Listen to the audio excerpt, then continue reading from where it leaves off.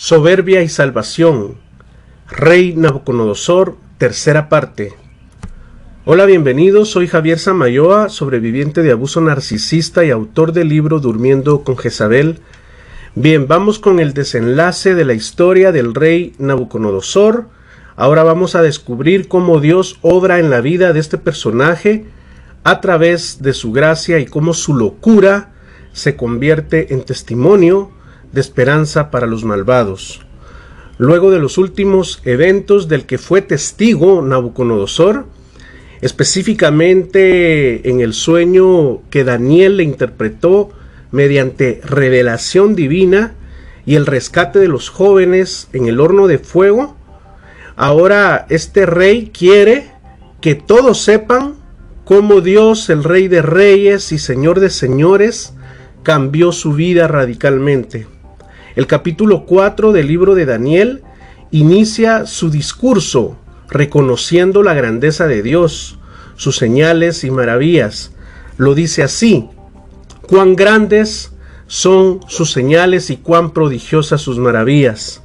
Su reino es un reino sempiterno, su señorío va de generación en generación. Este testimonio, señoras y señores, es la prueba definitiva que Dios salva a quien Él quiere, no importa el tamaño de tus pecados.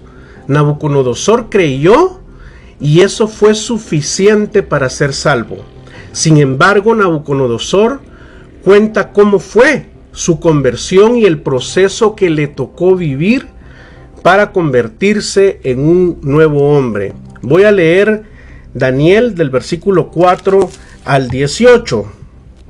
Dice la palabra de Dios: yo, Nabucodonosor, gozaba en mi palacio de tranquilidad y prosperidad, pero tuve un sueño que me espantó, y mientras yacía en mi lecho, las imágenes y visiones que pasaban por mi cabeza me dejaron perturbado. Por eso mandé que se presentaran ante mí todos los sabios de Babilonia para que me dieran a conocer la interpretación del sueño.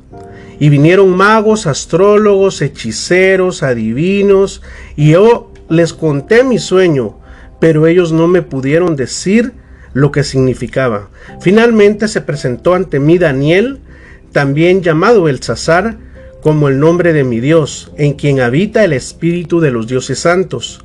Yo le conté mi sueño y le dije: Belsasar, jefe de los magos, según entiendo, en ti radica el espíritu de los dioses santos, y ningún misterio te es oculto. Hazme saber qué significan las visiones que he tenido en mi sueño. Lo que yo veía en mi mente mientras estaba en mi lecho es lo siguiente: me parecía ver que en medio de la tierra había un árbol de gran altura. Este árbol crecía y se hacía fuerte, y su copa llegaba hasta el cielo. Se podía ver desde los lugares más lejanos de la tierra. Era de hermoso follaje y de abundante fruto, y de él podían alimentarse todos. Todas las bestias se refugiaban bajo su sombra, en sus ramas anidaban las aves del cielo, y de él se alimentaba la humanidad entera. Mientras yacía en mi lecho, en las visiones de mi mente, vi descender del cielo a un vigilante santo, que a gran voz clamaba: derribad el árbol y corten las ramas, quítenle el follaje y esparzan su fruto. Espanten las bestias que yacen bajo su sombra y a las aves que anidan en sus ramas, pero dejen en la tierra solo la cepa de sus raíces y sujétenlas con cadenas de hierro y de bronce entre las hierbas del campo. Dejen que lo empape el rocío del cielo y que crezca entre las bestias y entre la hierba del campo. Que cambie su corazón humano y se le dé un corazón de bestia, y que transcurran sobre él 7 tiempos. Esta sentencia la han decretado los vigilantes y los santos han ordenado ejecutarla, para que todos los seres vivos reconozcan que el Altísimo es el Señor del reino de los hombres, y que Él entrega este reino a quien Él quiere y entroniza en él al hombre más humilde. Bien, como vemos, Nabucodonosor desde el inicio de su argumento se percibe amable, en paz, con otro carácter, reconociendo que a Dios le pertenece toda la gloria, la honra y el honor por los siglos de los siglos. De pronto Nabucodonosor relata un nuevo sueño que lo perturbó y que seguramente en su desesperación por saber el significado de aquel sueño, llamó a su séquito de sabios, entre ellos a Daniel. Como era de esperarse, los sabios de Babilonia fueron incapaces de responder. Su esperanza estaba en Daniel, ya que, según él, moraba el espíritu de los dioses santos. La traducción correcta aquí es el espíritu del Dios santo. Y como Nabucodonosor se disponía en ese momento a convertirse, es concebible que haya podido identificar al verdadero Espíritu de Dios. Ahora, si me permiten, voy a continuar con el relato bíblico para que descubramos el significado del sueño de Nabucodonosor en la voz de Daniel. Versículo 18. Yo, el rey Nabucodonosor, he tenido este sueño, y tú, Belsasar, me dirás qué es lo que significa, porque todos los sabios de mi reino no han podido decírmelo, pero tú sí puedes dármelo a saber, le dijo, porque en ti habita el espíritu de los dioses santos. Durante casi una hora dice que Daniel, también llamado Belsasar, quedó atónito y sus pensamientos lo perturbaban. Pero el rey le habló y le dijo: Belsasar, que no te perturben ni el sueño ni su interpretación. Belsasar respondió y dijo: mi señor, que el sueño y su interpretación se hagan realidad en tus enemigos y en los que mal te quieren. El árbol que viste crecer y hacerse fuerte, y cuya copa llegaba hasta el cielo y podía verse desde los lugares más lejanos de la tierra, y cuyo follaje era hermoso y su fruto abundante, y del cual se alimentaban todos, y bajo su sombra se refugiaban las bestias del campo, y en cuyas ramas anidaban las aves del cielo, es su majestad, que ha crecido y se ha hecho fuerte, pues su grandeza ha aumentado hasta alcanzar el cielo, y su dominio llegaba hasta los confines de la tierra.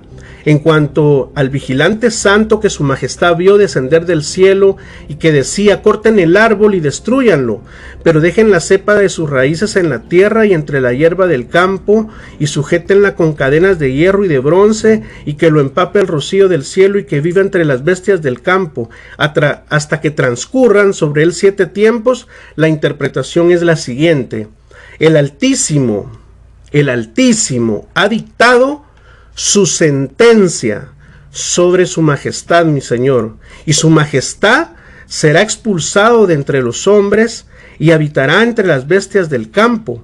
Lo alimentarán con la hierba del campo como a los bueyes, y se bañará con el rocío del cielo. 7 tiempos transcurrirán hasta que su majestad reconozca que el Altísimo es el Señor del reino de los hombres, y que Él entrega su reino a quien Él quiere. Bueno, prácticamente el evento que observamos acá, señoras y señores, se trata del juicio de Dios sobre el rey Nabucodonosor y el principio del fin del imperio babilónico. Por causa de su soberbia, hemos venido diciendo, y por no reconocer a Dios sobre todas las cosas, su condena o su sentencia dice que fue vivir como una bestia, dice el relato, o sea, como un animal. Esto es impresionante y al mismo tiempo maravilloso. En primer lugar, porque estamos viendo a Dios tratando con un rey pagano, con un gentil. Y saco esto a colación porque anteriormente, hace casi un par de años, compartí con ustedes en este espacio la historia de Saúl, donde Dios está tratando con este rey que es de su mismo pueblo y también le arrebata el poder.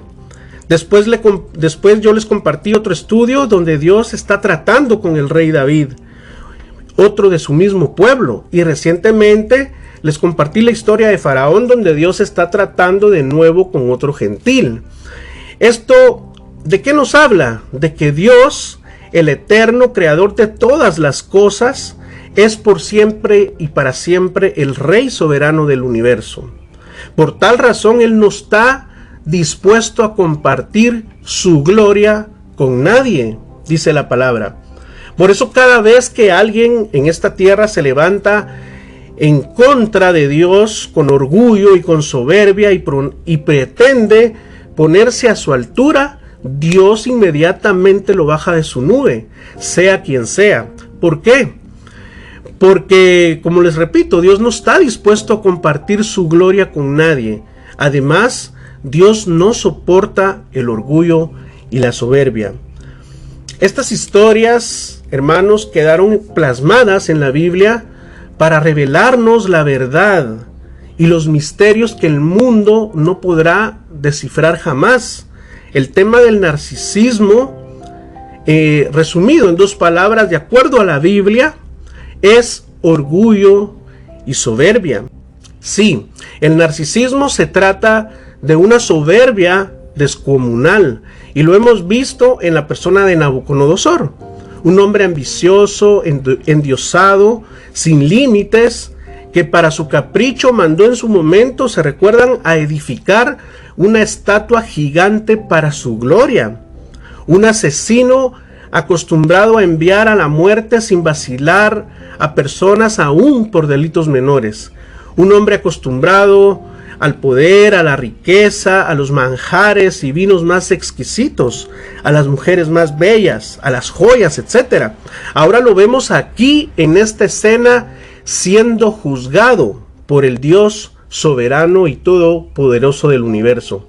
¿Qué pasó por la mente de Nabucodonosor cuando vio a aquel cuarto hombre que se paseaba con los otros 3 en el horno de fuego sin quemarse las vestiduras?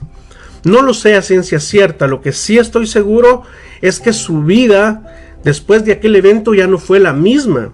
Se convenció que por fin había conocido al Dios verdadero.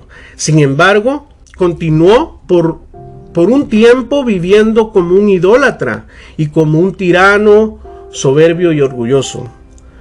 En Proverbios 21:4, en la versión Reina Valera contemporánea, dice: esto es pecado, los ojos altivos, el corazón orgulloso y los planes malvados. Los ojos altivos nos está hablando de soberbia. Creo que este es uno de los versículos que mejor describen lo que el mundo conoce como narcisismo. Lo resume en 3 puntos: orgullo, soberbia y maldad. Y todo esto a los ojos de Dios es pecado. En otras palabras, el narcisismo, más que un trastorno de la personalidad, es un estilo de vida pecaminoso, diabólico. Sí, diabólico, porque si se recuerdan, el ángel que luego se convirtió en Lucifer decía con orgullo y soberbia: levantaré mi trono hasta el cielo y seré igual que Dios. Por cierto, Lucifer significa adversario, y vivir en ese estilo de vida de orgullo y soberbia, y esto es para todos, nos convierte en adversarios de Dios. El orgullo y la arrogancia del rey Nabucodonosor delante de Dios eran pecados abominables. Por eso Dios le arrebató el trono. Lo mismo fue con Saúl para dárselo a David. A veces la gente solo ve el lado malo de las personas, pero la verdad es que Dios siempre es el que da el primer paso para que lo encontremos. Y eso nos habla de misericordia de parte de Dios, de amor, gracia y favor, a pesar que somos pecadores. Él se da a conocer a todos, sí, a todos, absolutamente a todos, porque Él no quiere que nadie se pierda. En el caso de Nabucodonosor, se le reveló a través de un sueño, después como testigo de un milagro asombroso. Pero ¿qué pasó con él? Continuó con esa vida narcisista, digamos, y su cosecha, ¿cuál fue? Frutos de maldad. A lo largo de la historia hemos visto los egipcios, los romanos, los griegos, los persas, como los babilonios. En este caso, sus líderes se creían dioses, y Dios a todos los acabó. Este libro de Daniel justamente profetizó la caída de todos esos imperios, y todo esto se cumplió al pie de la letra. Muchos líderes en el mundo se han levantado en ese espíritu de Nabucodonosor, de orgullo y soberbia. Saddam Hussein, Adolfo Hitler, Stalin, Hugo Chávez, Fidel Castro, etc. Y a todos Dios les quitó el poder en un abrir y cerrar de ojos. Ese mismo destino tuvieron también artistas que se creyeron dioses y hasta se burlaron de Dios, tales como Elvis Presley, Friedrich Nietzsche, los Beatles, entre otros. El hombre que construyó el Titanic, ¿se recuerdan? Dijo que ese barco que había construido ni siquiera Dios lo podía hundir. Por cierto, un periodista escribió con el tiempo, después de esta tragedia, estas palabras casi literales: en esta tumba reposa el orgullo, la soberbia, la prepotencia y la soledad. En otras palabras, aquí quedó sepultada la soberbia y el orgullo del hombre. A decir verdad, el narcisismo está en todas partes hoy en día.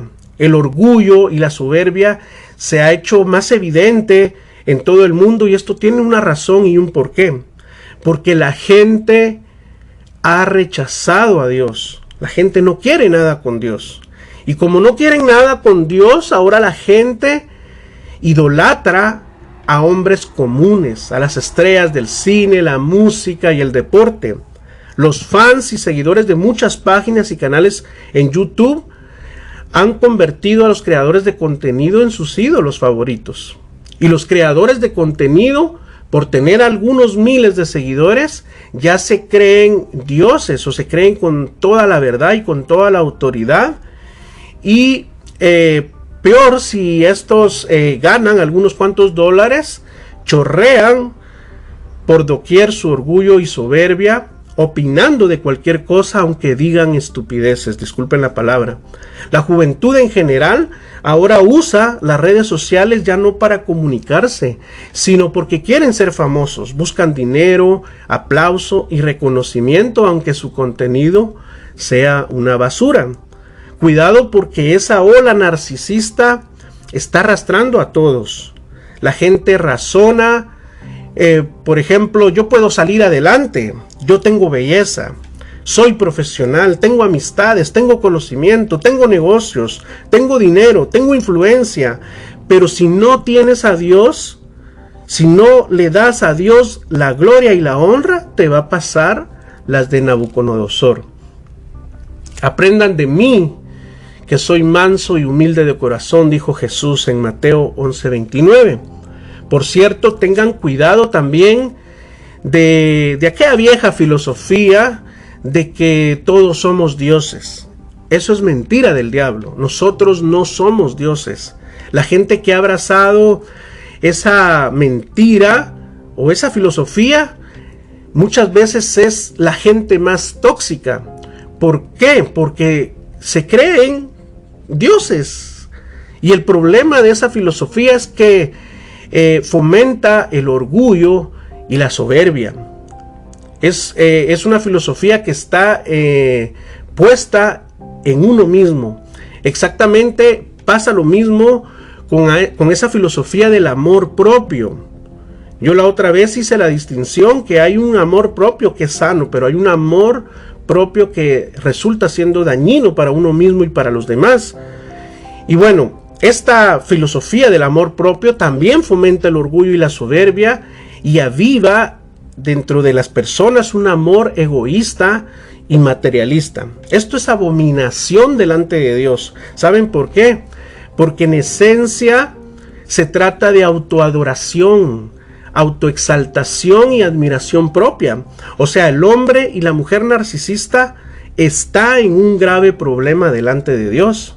El apóstol Pablo, por cierto, sabía muy bien la gravedad del orgullo y la soberbia humana, de manera que una vez le dijo a Timoteo: no pongas a alguien sin experiencia en el ministerio, porque no vaya a ser que éste se vuelva un orgulloso y un soberbio.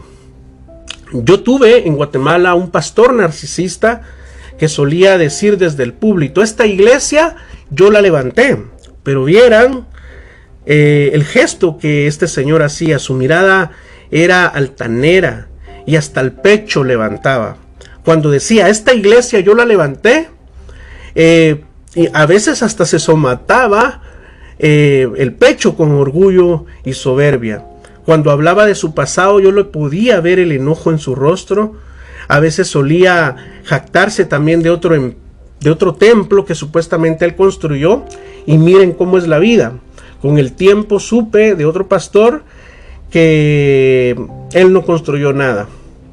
Después tuve un par de pastores jóvenes muy elocuentes para hablar, muy cultos, muy preparados académicamente, pero con el tiempo me fui dando cuenta que eso pues de predicar así como bien nice podría tratarse también de orgullo y soberbia en el corazón de la gente.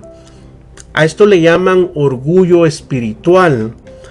Por cierto, de ese orgullo también hay que cuidarnos porque es súper dañino. Hay cristianos que porque ya saben un par de versículos bíblicos, ya se creen predicadores, algunos se creen apóstoles o profetas y hasta se jactan que Dios les habla y que Dios les revela, y cuando miras apenas llevan unos cuantos meses en las cosas de Dios. Pero eso todavía es comprensible. Es peor cuando tratas con un cristiano viejo en las cosas de Dios. No, hombre, cada cosa que dices te saca o te lo rebate con un versículo de la Biblia.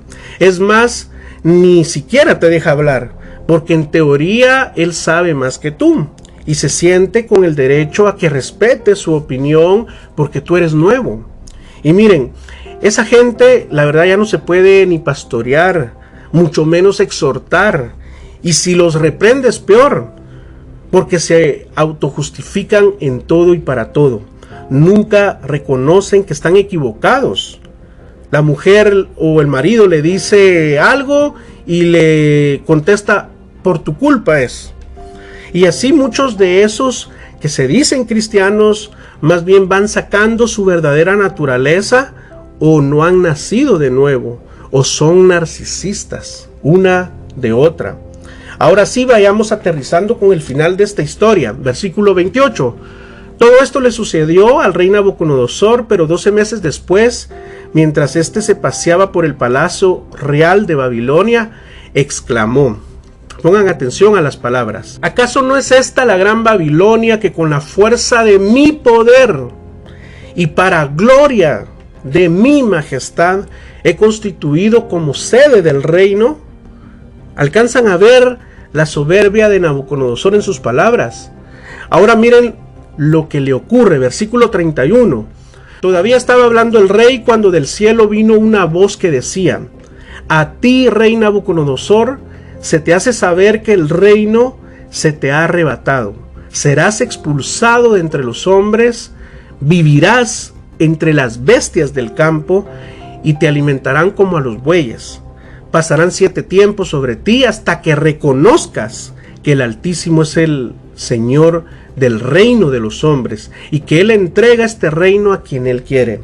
En ese mismo instante se cumplió la sentencia sobre Nabucodonosor y este fue expulsado de entre los hombres y se alimentaba de hierba como los bueyes y su cuerpo se empapaba con el rocío del cielo hasta que el pelo le creció como plumas de águilas y las uñas como las garras de las aves. Hagamos una pausa acá, pregunto. ¿Nabucodonosor se convirtió literalmente en un animal? Yo la verdad creo que no. Esta versión dice que el pelo le creció como plumas de águilas y las uñas como las garras de las aves. Ese como que vemos ahí da la pauta como decir parecido a. Otra cosa que queda bien claro en este punto es que la sentencia de Dios, o sea, el juicio de Dios que cayó sobre su persona, lo halló culpable. Y esto pues nos da, como vemos, como el escenario de un juicio, o pues en un tribunal.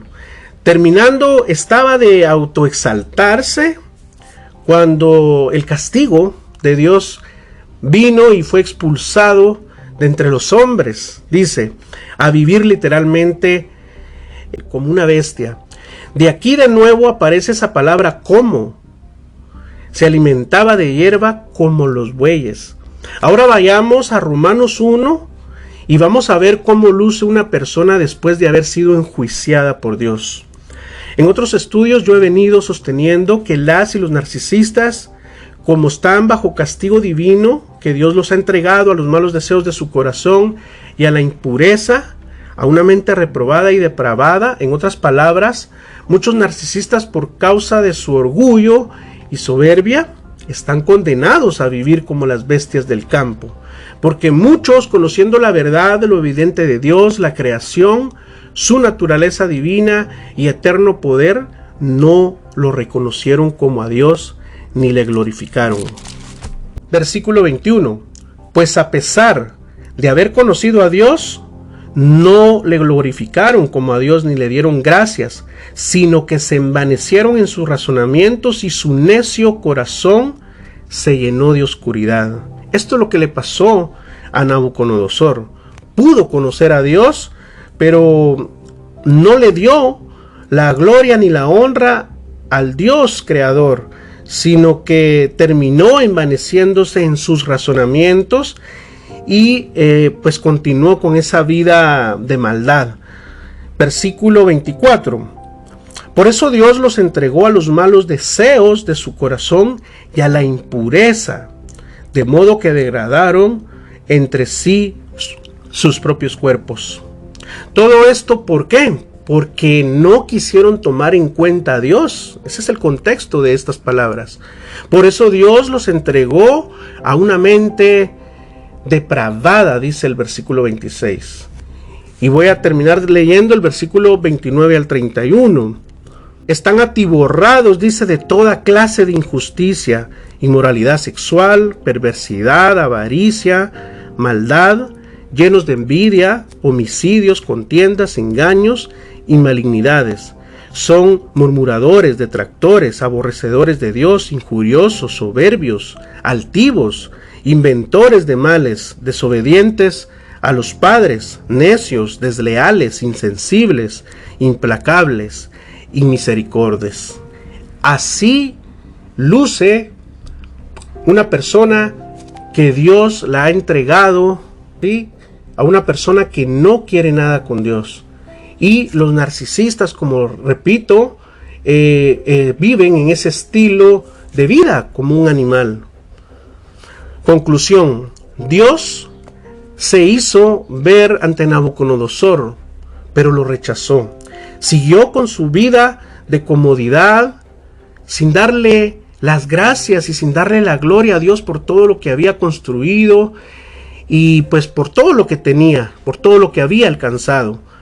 Y dice que pasó un año, suficiente tiempo para ponerse a cuentas con Dios y arrepentirse, y sin embargo continuó con su vida de soberbia. Y esto se visualiza justamente en ese momento cuando él sale al balcón de su palacio a jactarse de que todo eso que miraban sus ojos lo había hecho él con sus manos. Y en ese momento, ¿qué pasó? Dios le habló y le quitó todo. A manera de testimonio, yo también fui alcanzado en algún momento de mi vida por la misericordia de Dios, cuando me encontraba en el clímax de mi orgullo y soberbia a mis 24 años de edad. A esa edad aparentemente yo tenía resuelta la mitad de mi vida, materialmente hablando. Yo no quería saber nada de Dios. Entonces Él comenzó a tratar conmigo, a hacerse ver de muchas maneras, pero yo no lo quería ver, yo lo rechazaba. Aunque ustedes no me lo crean, yo podía sentir cómo me atraía su gracia, y a veces hasta escuchaba su voz, y en la intimidad yo hablaba con Él y me ponía a negociar mi futuro. De todo esto, pues ahora me da risa porque se imaginan, yo negociando con Dios. Era mi orgullo y mi soberbia. Yo también en algún momento fui Nabucodonosor en el pasado, y como no quería nada con Dios, llegó un momento en que comencé a sentir la presión de Dios. Todo lo que yo tenía lo perdí en un abrir y cerrar de ojos. Todo lo que tenía materialmente. Descubrí que había sido estafado con unos terrenos de tierra que había comprado. Mi carro lo choqué 2 veces por andar en la bebida. Después me vi obligado a venderlo y me quedé a pata. Me recuerdo que me quedé, así como lo escuchan, sin calzoncillos y sin calcetines. Dios me quitó todo y eso me provocó una tristeza profunda porque también sufría por mi familia. Y eso me llevó a conocerlo. O sea, Dios usó eso para que yo lo conociera. Ahora sí, cerremos esta historia, versículo 34. Pero al fin del tiempo yo, Nabucodonosor, levanté los ojos al cielo y recobré la razón. Ahí está, recobré la razón. O sea que en ese lapso de tiempo y de juicio, cuando Nabucodonosor vivió como un animal, perdió la razón. O sea, esto nos está dando a entender que él enloqueció literalmente. Y ahí está la prueba de que Dios pone juicio cuando alguien se llena de soberbia y de orgullo y comienza a actuar como un Dios, con maldad. Continuemos. Bendije entonces al Dios Altísimo, alabé y glorifiqué al que vive para siempre, cuyo dominio es sempiterno y cuyo reino permanece por todas las edades. Realmente es impresionante esta analogía porque aplica perfectamente a los narcisistas. Y sin ánimo realmente acá de exagerar, los narcisistas son como animales por su forma de ser y de tratar con la gente. Son necios como las mulas. Su perversión sexual muchas veces es peor que los animales. ¿Se han dado cuenta que en los últimos años ha salido gente afirmando o actuando que son perros o gatos, palomas, etcétera? Bueno, esa gente, desde mi opinión personal, están locos. Tienen alguna clase de trastorno, ¿sí o no? Están bajo juicio de Dios, condenados a vivir así, con esa clase de trastornos. Cerremos, versículo 35 al 37. Todos los habitantes de la tierra son considerados como nada. El Altísimo hace lo que Él quiere con el ejército del cielo y con los habitantes de la tierra, y no hay quien pueda impedírselo ni cuestionar lo que hace. En ese mismo instante recobré la razón, aquí aparece otra vez eso, y la majestad de mi reino junto con mi dignidad y mi grandeza, y mis gobernadores y mis consejeros acudieron a mí, y fui restablecido en mi reino, y se me dio mayor grandeza. Por eso yo, Nabucodonosor, alabo, engrandezco y glorifico al Rey del cielo, porque todas sus obras son verdaderas, y sus caminos justos, y él puede humillar a los que se muestran soberbios. Con estas palabras, Nabucodonosor manifiesta su conversión. Ahora sí, dándole gloria a Dios en todo y reconociéndolo por encima de su reino y todo. Señoras y señores, este mensaje yo creo que es para todos, porque en alguna medida todos hemos sido Nabucodonosor. Dicen que el orgullo es el pecado universal, el gran vicio, el padre de la rebelión, el principio prácticamente de todo pecado. Yo te hago la invitación a que te examines si en ti hay orgullo y soberbia. Hoy es el día que le entregues a Dios esas cargas. Esta invitación no puedo hacérsela a un narcisista, porque recuerda que él no puede reconocer sus errores ni sus faltas. Él no puede arrepentirse. Difícilmente puede cambiar, excepto que haya una intervención divina, como lo estudiamos en esta serie. Pero si tú eres una persona empática, entendida, temerosa de Dios, yo apelo en el nombre de Dios a tu espíritu Y te invito a que des ese paso de fe, poniendo tu confianza en Cristo Jesús como el Señor de tu vida. Créele a Dios y ponte a cuentas con Él. Arrepiéntete de tus pecados. Bien, gracias por llegar hasta acá. Que Dios los bendiga. Será hasta la próxima.